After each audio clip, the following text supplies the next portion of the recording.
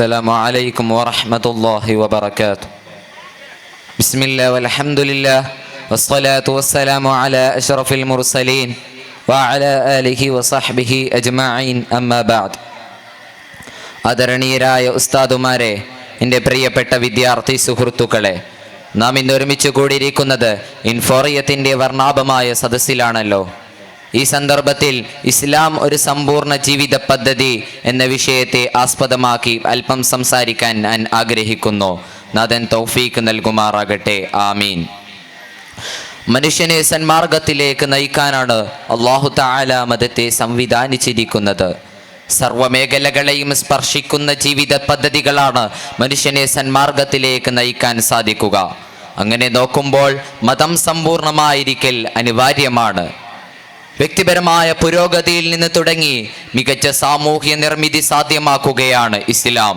ഇസ്ലാം കാര്യങ്ങളെ പരിശോധിച്ചാൽ ഈ കാര്യങ്ങളെല്ലാം നമുക്ക് ബോധ്യപ്പെടും. ഒന്നാമതായി സത്യസാക്ഷ്യം അംഗീകരിക്കുന്നതിലൂടെ ഭൗതികമായ വികാസത്തിലേക്ക് മനുഷ്യൻ എത്തിച്ചേരുന്നു. ഈ ലോകത്ത് കാണുന്ന സർവ്വ കാഴ്ചകളിലും അള്ളാഹുവിൽ ചെന്ന് ചേർന്ന കണ്ണിയുണ്ടെന്ന് മനസ്സിലാക്കുന്നതിലൂടെ മനുഷ്യൻ്റെ 1000 ചോദ്യങ്ങൾക്ക് മറുപടി കിട്ടും.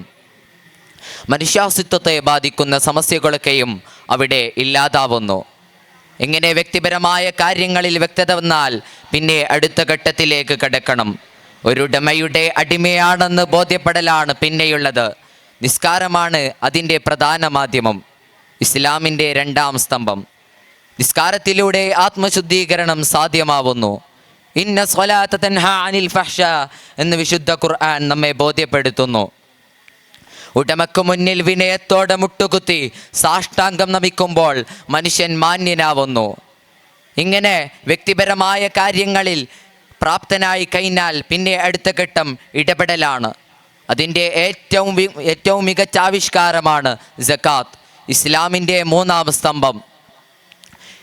സാമ്പത്തിക സഹകരണം തന്നെയാണ് ഏറ്റവും മികച്ച സാമൂഹിക പ്രവർത്തനം.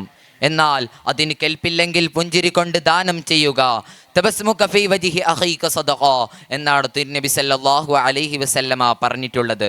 ഊർജം ദാനം ചെയ്യുക, തനിക്ക് ആവശ്യമുള്ളതൊക്കെയും സഹോദരന് കൊടുക്കാൻ സന്തോഷമുണ്ടാവുക എന്നതാണ് സകാത്ത് എന്നതിൻ്റെ അടിസ്ഥാനം.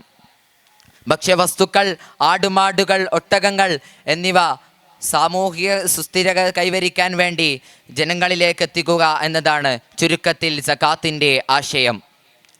അതിൻ്റെ കൃത്യമായ നടത്തിപ്പും ദാരിദ്ര്യമില്ലാത്ത രാഷ്ട്രനിർമ്മിതി സാധ്യമാക്കും എന്നതാണ് ഉമർ ബിൻ അബ്ദുൽ അസീസ് റളിയല്ലാഹു അൻഹുവിൻ്റെ കാലഘട്ടം തെളിയിക്കുന്നത്.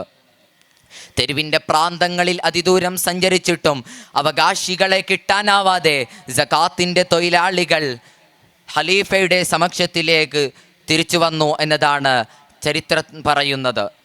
ഇങ്ങനെ സാമൂഹ്യ ഭദ്രത കൈവരിച്ചാൽ പിന്നെ അടുത്ത ഘട്ടത്തിലേക്ക് കടക്കണം. വർഷത്തിലൊരിക്കൽ ഒരു മാസപ്പകൽ അന്നപാനീയങ്ങളും ജീവിത സൗഖ്യങ്ങളും വെടിഞ്ഞിരിക്കലാണത്. ആർഭാടങ്ങളിലേക്ക് നീങ്ങാൻ അവസരമില്ലാത്ത വിധം ഇസ്ലാമിക ജീവിത പദ്ധതി മനുഷ്യനെ സംരക്ഷിക്കുന്നു. ഇസ്ലാമിൻ്റെ ഏറ്റവും മികച്ച ആവിഷ്കാരമാണ് ഇസ്ലാമിൻ്റെ ഏറ്റവും മികച്ച ആവിഷ്കാരമാണ് സകാത്ത്. അതിൻ്റെ പൂർണ്ണതമായ ജീവിത പദ്ധതിയിൽ നാം ജീവിച്ച് വളർന്നുകൊണ്ടിരിക്കേണ്ടതാണ്. ഇതിൻ്റെ ഉദാത്തമായ ജീവിതാവിഷ്കാരമായിരുന്നു തിരുനബി സല്ലല്ലാഹു അലൈഹി വസല്ലമയുടെ ജീവിതം. ഒരാൾ മുസ്ലിമായിരിക്കുമ്പോൾ അവൻ്റെ മുന്നിൽ ഒരു തടസ്സവും വരുന്നില്ല.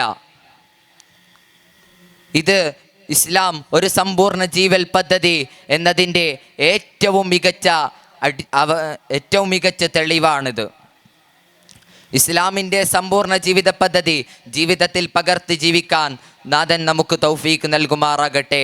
ആമീൻ എന്ന് പ്രാർത്ഥിച്ചുകൊണ്ട് ഞാൻ എൻ്റെ വാക്കുകൾ ഉപസംഹരിക്കുന്നു. വആഖിറു ദഅവാനാ അനിൽ ഹംദുലില്ലാഹി റബ്ബിൽ ആലമീൻ. അസ്സലാമു അലൈക്കും വറഹ്മത്തുള്ളാഹി വബറകാതുഹു.